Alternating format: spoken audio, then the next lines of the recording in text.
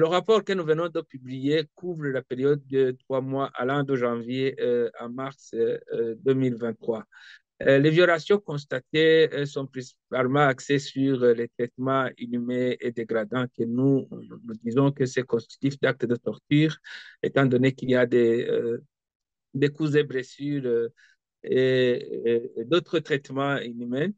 Nous parlons aussi de l'insuffisance alimentaire, la privation aux soins de santé, d'ailleurs qui a d'ailleurs occasionné un cas de décès à la prison d'Ongodi.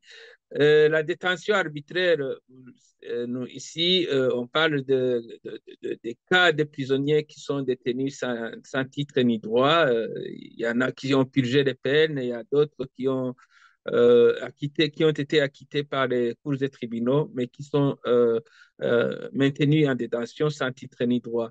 À cette rubrique, on a parlé également du décès plutôt de 5 défenseurs des droits humains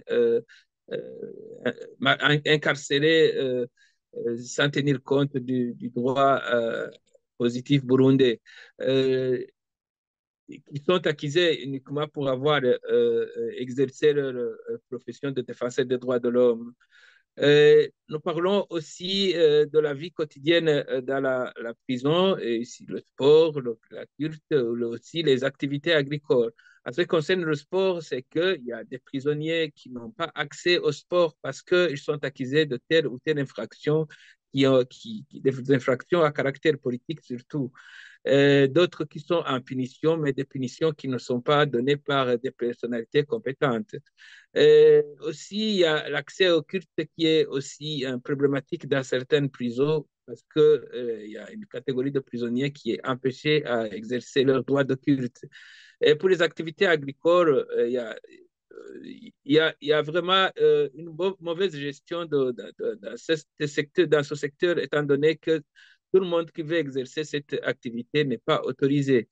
Et en ce qui concerne la surpopulation carcérale, qui est récurrente d'ailleurs, euh, nous constatons que la barre est toujours très haute par rapport à la capacité d'accueil des détenus. Aujourd'hui, les prisons regorgent plus de 12 000 détenus, alors que la capacité d'accueil des prisons au niveau national est de 4 294. Donc, vous entendrez que les récentes libérations n'ont pas vraiment diminué sensiblement l'effectif des détenus dans les prisons. À titre d'exemple, dans la prison de Muramvya, nous observons, même jusqu'à aujourd'hui, un dépassement qui va jusqu'à plus de 800%, un taux d'occupation de 800%. Et à la prison de Mimba, il y a un taux d'occupation de plus de 540%. Nous terminons ce rapport par des recommandations où nous demandons au gouvernement du Burundi et au ministère de la Justice, qui est le ministère de tutelle, d'améliorer vraiment les conditions par mesure de désengorgement de prison. Il faut qu'il y ait une politique claire de désengorgement de prison et faire sortir de prison toute personne qui ne présenterait pas vraiment un danger dans la société. Arrêter et traduire en justice les auteurs de violations des droits des prisonniers et éviter les ruptures de stock, surtout que cette problématique est toujours récurrente depuis plus de 2 ans, trois même. Et nous demandons aussi à ce qu'il y ait respect des droits des prisonniers, qui sont d'ailleurs contenus dans les textes nationaux et internationaux de protection des droits de l'homme.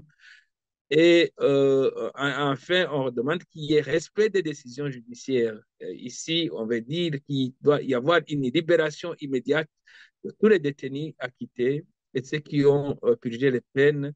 Et d'ailleurs, il y en a aussi qui ont été graciés, mais qui sont toujours maintenus en détention.